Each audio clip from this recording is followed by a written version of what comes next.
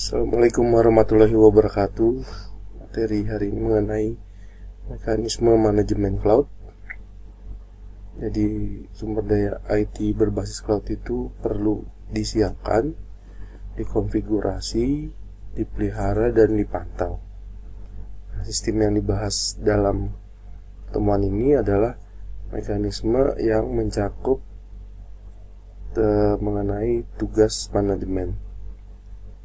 Jadi bentuk bagian penting dari arsitektur teknologi cloud dengan memfasilitasi kontrol dan evolusi sumber daya TI yang membentuk platform dan solusi cloud.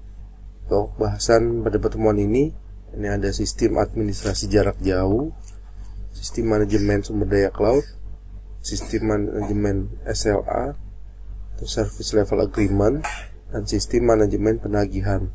Sistem administrasi jarak jauh ini adalah mekanisme sistem administrasi jarak jauh menyediakan alat dan antarmuka pengguna bagi administrator sumber daya cloud eksternal untuk mengkonfigurasi dan mengelola sumber daya TI berbasis cloud. Ini gambar seperti ini, remote administration system. Sistem administrasi jarak jauh dapat membuat portal untuk akses ke fitur administrasi dan manajemen berbagai sistem yang mendasarinya, termasuk manajemen sumber daya, manajemen SLA, dan sistem manajemen penagihan. Ini gambar 9.2 cloud konsumen, remote administrasi sistem. Nah, ini ada resource manajemen sistem, SLA manajemen sistem, ada billing manajemen sistem. Jadi sistem administrasi jarak jauh ini mengabstraksi sistem manajemen yang mendasari untuk mengekspos dan memusatkan kontrol administrasi ke administrator sumber daya cloud eksternal.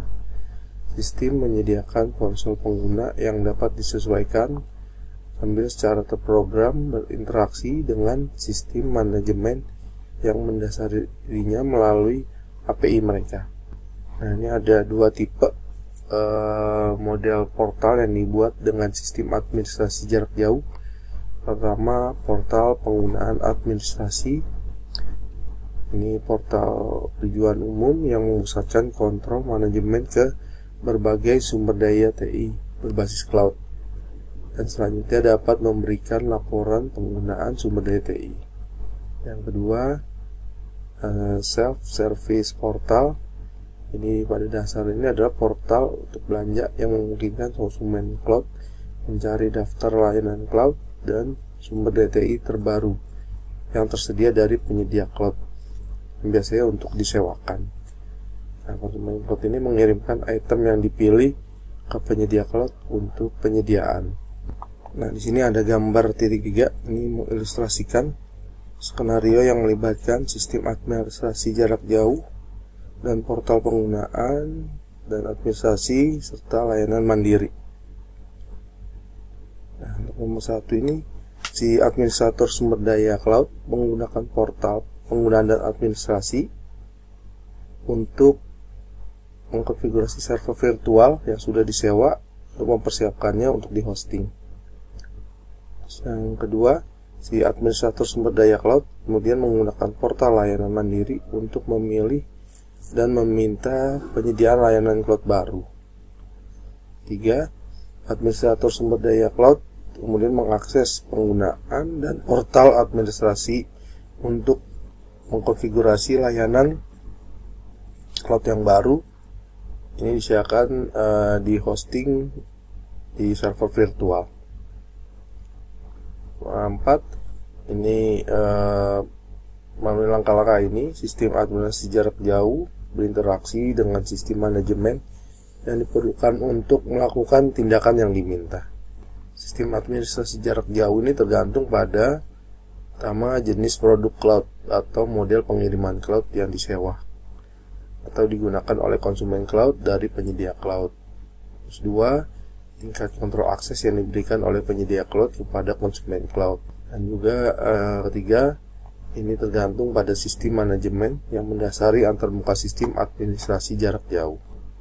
Tugas yang biasanya dapat dilakukan oleh konsumen cloud melalui konsol administrasi jarak jauh ini meliputi konfigurasi dan penyiapan layanan cloud, menyediakan dan merilis sumber daya TI untuk layanan cloud sesuai permintaan, memantau status layanan cloud, penggunaan dan kinerja, memantau pemenuhan quality of service dan service level agreement, mengelola biaya leasing dan biaya penggunaan, mengelola akun pengguna, kredensial keamanan, otorisasi dan kontrol akses, melacak akses internal dan eksternal pelayanan yang disewakan, merencanakan dan menilai penyediaan sumber daya TI, serta perencanaan kapasitas. Ini pada gambar 9.4, PI standar yang diterbitkan oleh sistem administrasi jarak jauh dari cloud yang berbeda ini memungkinkan konsumen cloud untuk mengembangkan portal khusus yang memusatkan satu portal manajemen sumber daya TI untuk sumber daya TI berbasis cloud dan di lokasi. Nah, gambar 9.5, sistem manajemen sumber daya ini yang mencakup platform PIM dan repositori gambar dari mesin virtual atau image dari mesin virtual. PIM mungkin memiliki repositori tambahan termasuk satu yang didedikasikan untuk menyimpan data operasional. Nah, mekanisme sistem manajemen sumber daya ini membantu mengordinasi sumber daya TI dalam menanggapi tindakan manajemen yang dilakukan oleh konsumen cloud dan penyedia cloud. Inti dari sistem ini adalah manajer infrastruktur virtual atau VIM yang mengkoordinasikan perangkat keras server sehingga instan server virtual dapat dibuat dari server fisik. PIM ini adalah produk komersil yang dapat digunakan untuk mengelola berbagai sumber daya TI virtual di beberapa server fisik.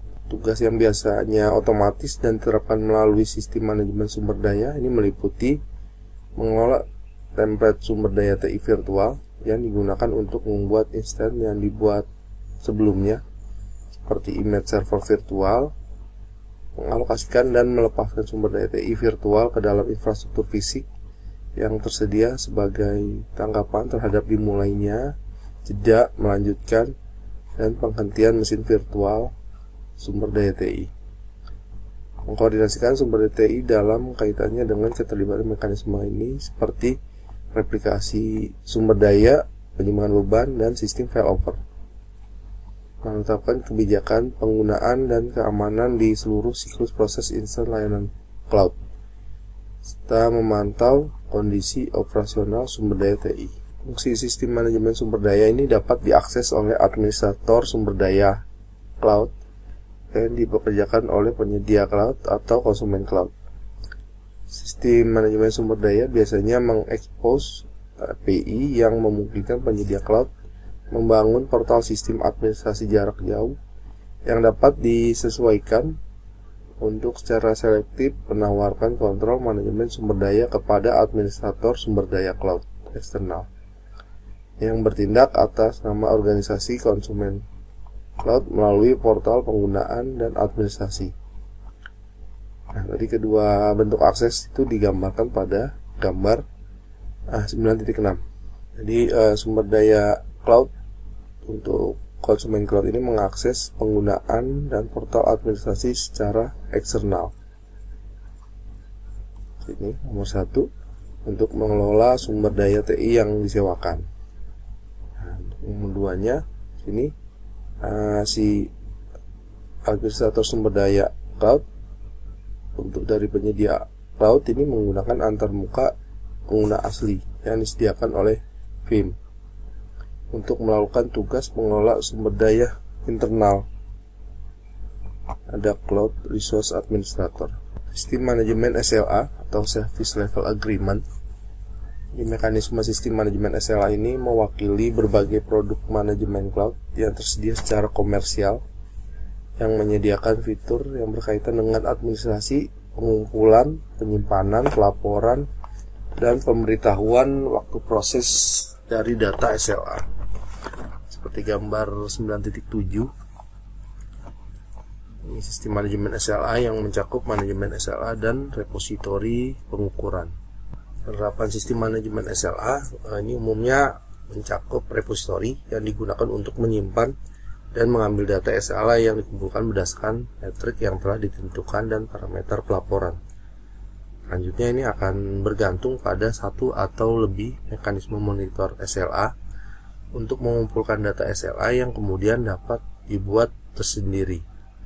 Ini hampir secara real time untuk penggunaan dan portal administrasi untuk memberikan umpan balik yang berkelanjutan mengenai layanan cloud aktif. Di gambarnya, di gambar 9.8, nah ini jadi konsumen layanan cloud berinteraksi dengan layanan cloud. Di sini ada cloud service customer. Konsumen layanan cloud ini berinteraksi dengan layanan cloud. Monitor SLA ini dia akan mencegat pesan. Ya, ini ada SLA monitoring agent. Dia mencegat pesan yang dipertukarkan, mengevaluasi interaksi, dan mengumpulkan data real time yang relevan dalam kaitannya dengan jaminan kualitas layanan yang ditentukan dalam SLA layanan cloud. Nanti data yang dikumpulkan disimpan di dalam repository. Ini ada SLA manager. Jadi ini merupakan bagian dari sistem manager SLA. Terus nanti permintaan dapat dikeluarkan dan laporan dapat dibuat oleh administrator sumber daya cloud eksternal. Ini melalui penggunaan dan portal administrasi. Ada cloud resource administration. Jadi dia akan dapat laporannya. Atau di sini ada cloud resource administrator. Nah, ini untuk administrator sumber daya awan internal. Ini melalui antarmuka pengguna asli sistem manajemen SLA. Jadi dia langsung untuk yang internal. Sedangkan yang untuk eksternal ini menggunakan administrasi portal. Sistem manajemen penagihan. Mekanisme sistem manajemen penagihan ini didedikasikan untuk pengumpulan dan pemrosesan data pengguna yang berkaitan dengan akuntansi, penyedia cloud, dan penagihan konsumen cloud. Sistem manajemen penagihan mengandalkan monitor bayar per penggunaan untuk penggunaan data, penggunaan runtime yang disimpan dalam repository yang kemudian diambil oleh komponen sistem untuk tujuan penagihan, pelaporan, dan pembuatan faktur. Ini seperti gambar 9.9 dan 9.10. 9.9 seperti ini. Jadi ini sistem manajemen penagihan terdiri dari manajemen harga dan kontrak serta repository pengukuran bayar per penggunaan. Ini gambar 9.10. Si konsumen cloud ini bertukar pesan dengan layanan cloud. Jadi di sini konsumen cloud bertukar pesan dengan layanan cloud. Nah, monitor perpenggunaan ini melacak penggunaan dan mengumpulkan data yang relevan dengan penagihan. Nanti akan diteruskan ke repository yang merupakan bagian sistem manajemen penagihan. Nah, sistem secara berkala menghitung biaya penggunaan layanan cloud yang terkonsolidasi dan membuat faktur untuk konsumen cloud. Nah, faktur ini nanti akan diberikan kepada konsumen cloud melalui penggunaan dan portal administrasi. Jadi ada invoice-nya. Sistem manajemen penagihan ini memungkinkan untuk menentukan kebijakan harga yang berbeda serta model penetapan harga khusus per konsumen cloud dan atau per sumber daya TI. Model penetapan harga ini dapat bervariasi dari model bayar per penggunaan hingga model tarif tetap atau bayar per alokasi atau kombinasinya. Penggunaan penagihan didasarkan pada pembayaran pra penggunaan dan pasca penggunaan. Nah, jenis terakhir ini dapat mencakup batas yang telah ditentukan sebelumnya atau dapat diatur dengan kesepakatan bersama dari konsumen cloud. Ketika batasan ditetapkan, biasanya dalam bentuk kuota penggunaan. Jika kuota terlampaui, sistem manajemen penagihan dapat memblokir permintaan pengguna lebih lanjut oleh konsumen cloud. Terima kasih.